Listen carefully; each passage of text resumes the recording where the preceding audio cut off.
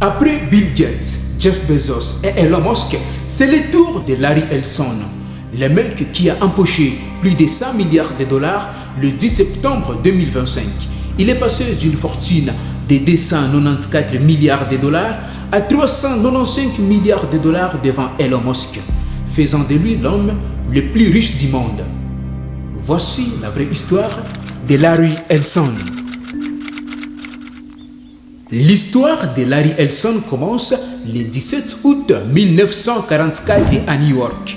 Florence Spellman, une gamine de 19 ans, elle sort avec un pilote italo-américain de l'armée de l'air des États-Unis. Malheureusement, la relation n'a pas duré. Le mec s'en va et laisse sa copine avec une grossesse. Le petit Larry vient de naître et sa vie commence par un abandon. Il n'a jamais connu son père. À l'âge de 9 mois, Larry est tombé malade. Et sa mère, se sentant incapable de subvenir à ses besoins, elle a donc décidé de la confier à sa tante et à son oncle de Chicago. C'est lui, Ellison, qui va l'élever comme son propre fils. Et Larry a été officiellement adopté. C'est là que Larry va grandir. Lui est un agent immobilier un peu raide et sa maison est pleine de règles. Le petit Larry, il ne sait rien de sa naissance, ni de sa mère, ni de son père. Il rencontrera sa mère à l'âge de 48 ans. Ce manque, cette cicatrice, va être le moteur de sa vie. La rage qui va le pousser à prouver au monde qu'il est aussi quelqu'un. Larry n'est pas un enfant facile. Il est intelligent. Ici, je veux dire, il est trop intelligent. Il s'intéresse à tout. Il dévore des livres, il passe le temps à la bibliothèque, mais il déteste l'autorité. À l'école, il excelle, mais il est toujours en conflit avec ses professeurs. Sa soif de connaissances est insatiable.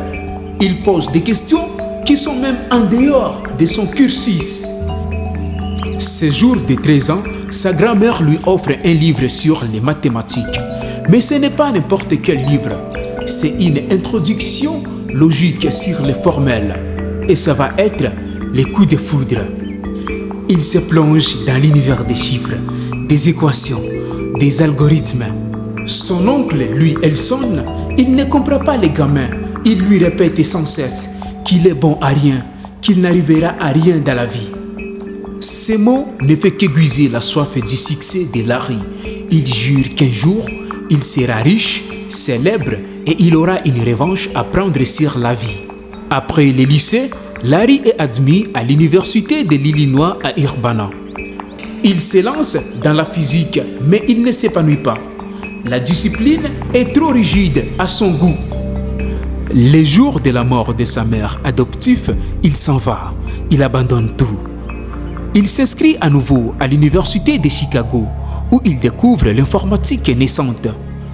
Mais seulement après un trimestre, il abandonne de nouveau les études. C'est une période de doute, de galère. Il se débrouille avec des petits boulots, il vit sur les canapés de ses amis.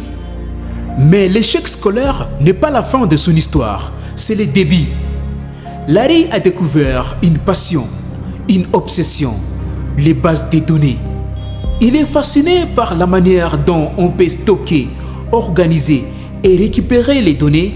Il passe des nuits blanches à coder. Il est un autodidacte, un génie qui s'est formé seul dans son coin. En 1977, Larry a 33 ans. Il travaille chez Impex, une entreprise qui fabrique des systèmes d'enregistrement magnétique. C'est là qu'il fait une découverte qui va changer sa vie.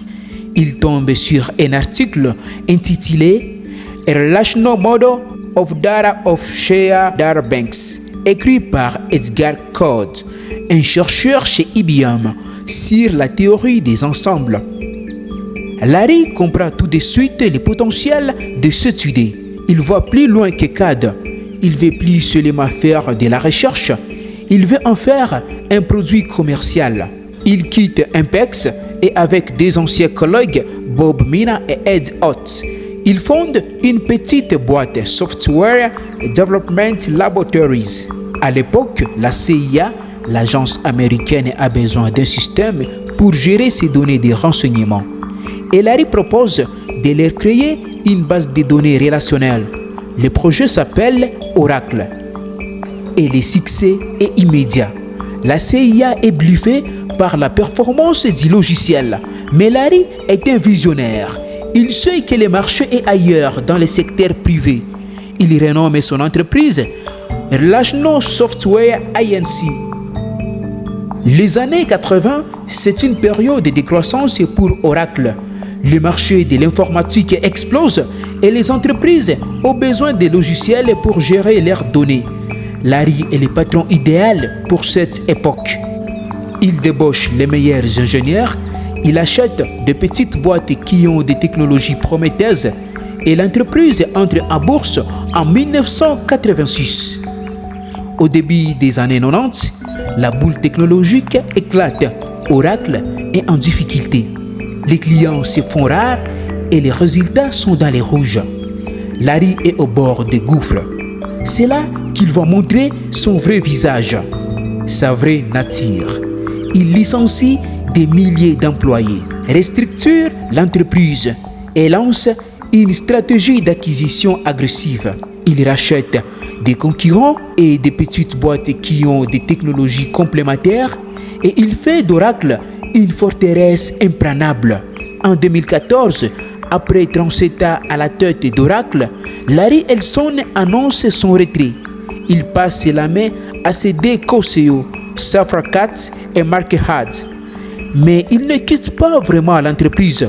Il reste président exécutif du conseil d'administration et directeur de la technologie. Il est toujours là en coulisses à tirer les ficelles. On est à Texas le 10 septembre 2025. OpenAI signe un contrat de 455 milliards de dollars avec la société Oracle. C'est dans ce contexte que Larry Ellison, l'homme qui détient 40% du capital d'Oracle, empoche plus de 100 milliards de dollars après la signature du contrat. Désormais, il dépasse Elon Musk, faisant de lui l'homme le plus riche du monde. Le jour même, le cours de l'action d'Oracle a légèrement baissé après son pic, permettant à Elon Musk de reprendre sa première place au classement des fortunes mondiales, un écart de 1 milliard de dollars.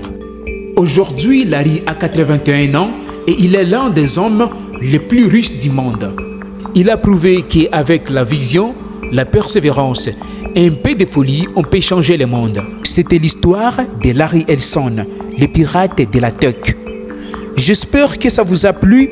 N'hésitez pas à me dire ce que vous avez pensé dans les commentaires. Et comme d'habitude, n'oubliez pas de vous abonner et on se retrouve très vite pour une nouvelle histoire.